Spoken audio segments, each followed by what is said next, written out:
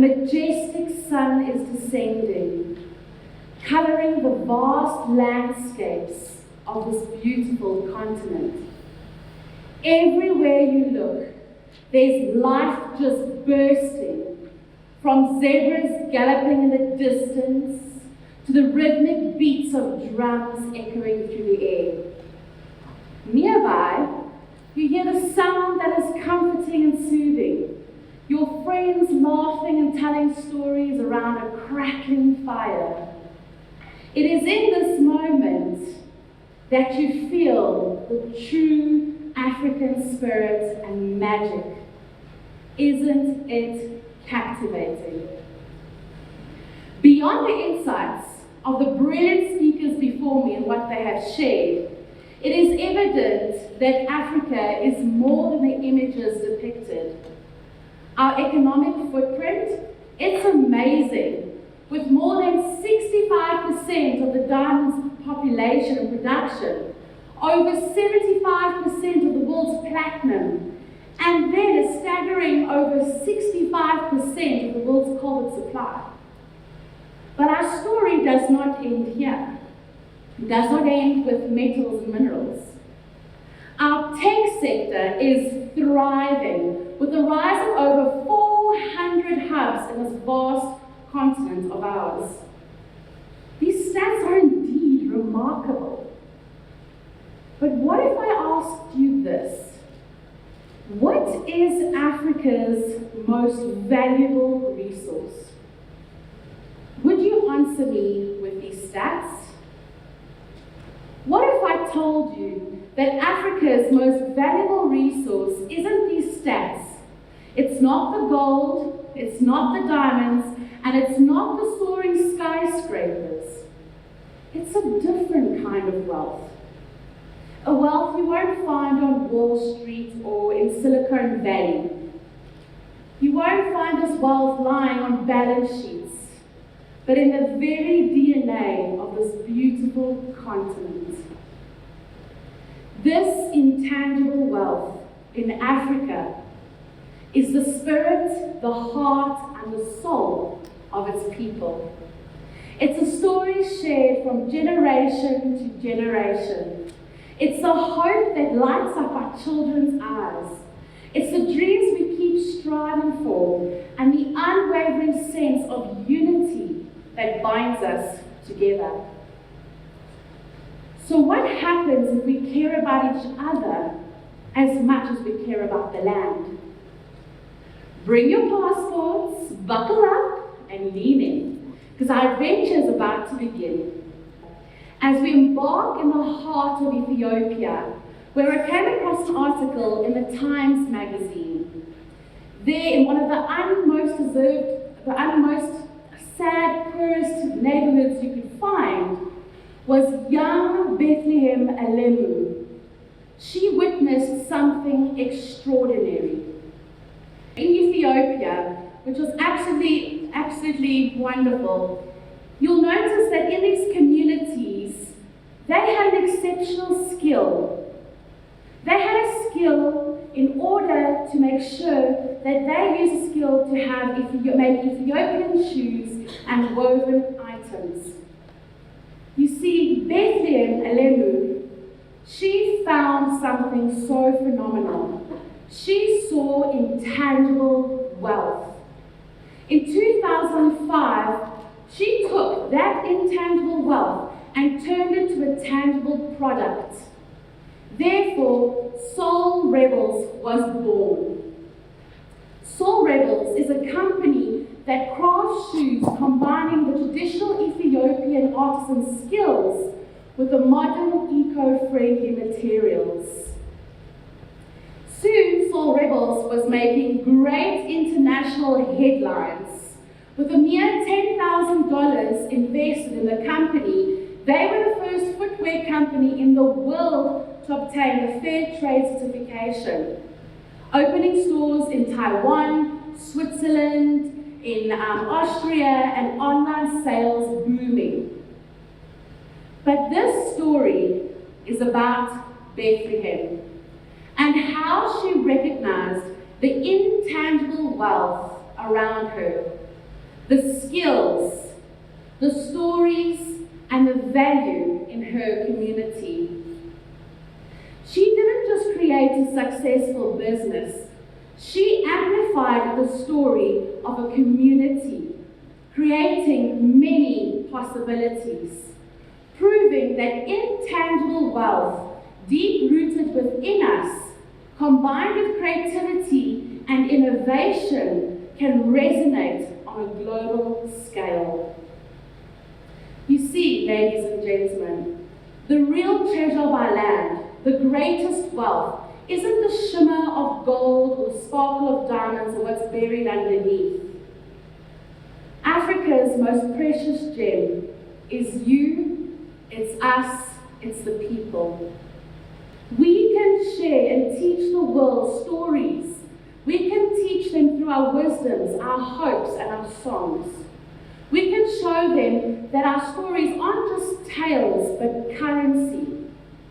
That our communities hold golden nuggets of timeless wisdom, and that Ubuntu harmonizes us with beats of progress. It's our unique edge. Our shared spirit is something far more valuable than any sought after mineral. According to UNESCO's World Report in 2013, the creative and cultural industries globally is worth more than $500 billion annually. By harnessing and promoting Africa's intangible wealth, not only will we have the potential to grow economically, we will be able to have worldwide influence. Doesn't that sound exciting? And what's even more exciting is that there are African continents out there already tapping into their potential. Bring your passports and let's travel to the vibrant streets of Dakar, Senegal. The sun is descending over the Atlantic Ocean. It's coloring this coastal city with golden hues. You can feel this breeze with freshly grilled fish from the bustling Yoff Beach. As you walk in the streets, you unmistakably hear the sound that captures your soul. It's the voice of a griot. What is a griot, you may ask? Imagine a musician, storyteller, and a historian all blended. A living library of the West African cultures. When they sing songs and when they weave their stories, they are not just entertaining us, they are passing down traditions and values from one generation to the next. So how can we take the storytelling ability and put it into our modern world? Could a griot, who's deep-rooted in the understanding of stories, be the next brand manager or ambassador for a global company, say Samsung? Would they?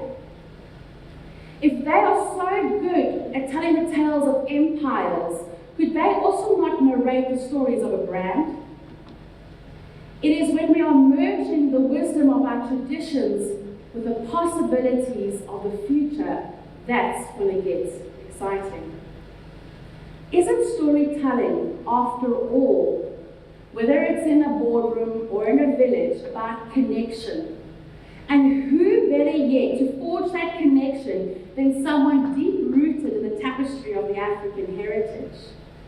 Flutterwave, a fintech company from Nigeria, does this best. They predominantly use storytelling in their marketing to connect and establish trust. Their stories are a beacon of empowerment, connecting African to a global audience and fostering international partnerships and opportunities. So I ask you this, how do we take the lessons from the stories in real life and make a difference? Pack your bags, we're off to the lush landscapes of Uganda. Now I want you to imagine walking up this hill, surrounded by a cluster of banana trees and vibrant bougainvillea. you start wandering closer and closer to the village. There you can smell coffee brewing with a nice woody scent of a wood fire. In the heart of the village, you'll find a gathering. Circled around a roaring fire, you find the elders. Respected men and women whose deep-set eyes have witnessed more than decades, if not centuries, of change, trials, and tribulations, and triumphs. In Uganda, businesses have started to notice that the real true board of directors have been sitting around this campfire all along. Take off, let's get ready, because elders are here to show us things and stories that we can take further. Now that we've reminisced about the wisdom of griots and the storytelling of elders, let's speak about our youth, the energy and the innovation they bring to the room. Close your eyes and let me transport you to Accra, Ghana. Everywhere you look, there are splashes of colour, bright textile fluttering in the wind and stalls overflowing with this beautiful patterns. Have you ever wrapped yourself around a kente cloth? It's more than fabric. It's tradition, it's history.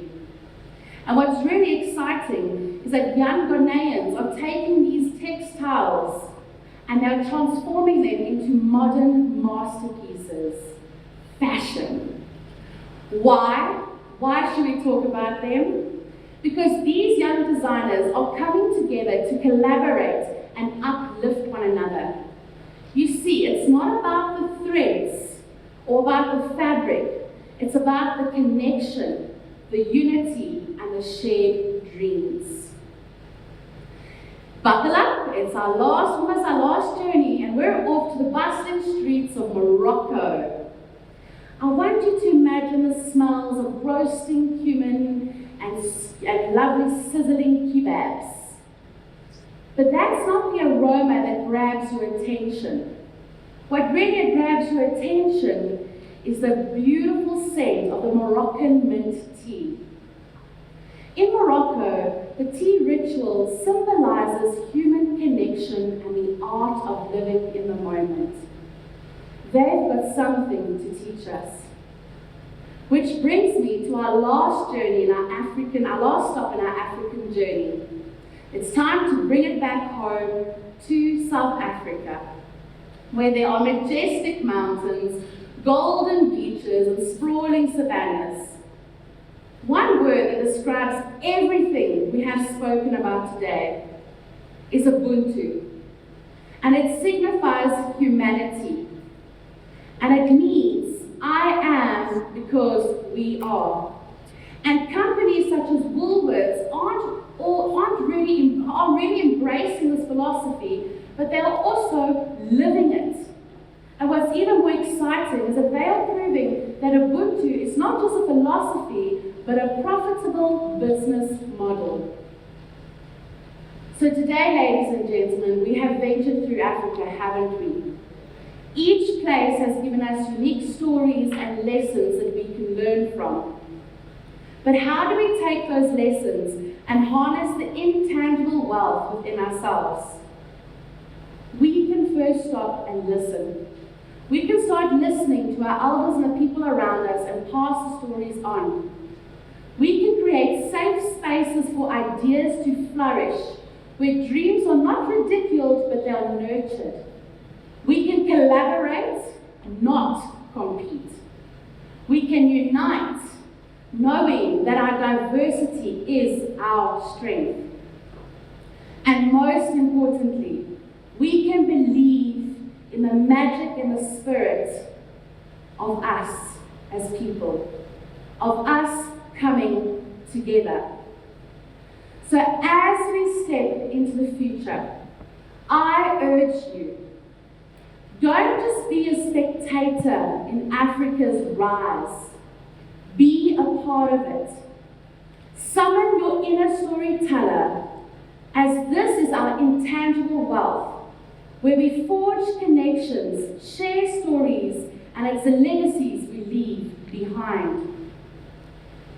Together, these connections can take us further. Let's recognize it, let's invest in it, and let's nurture it.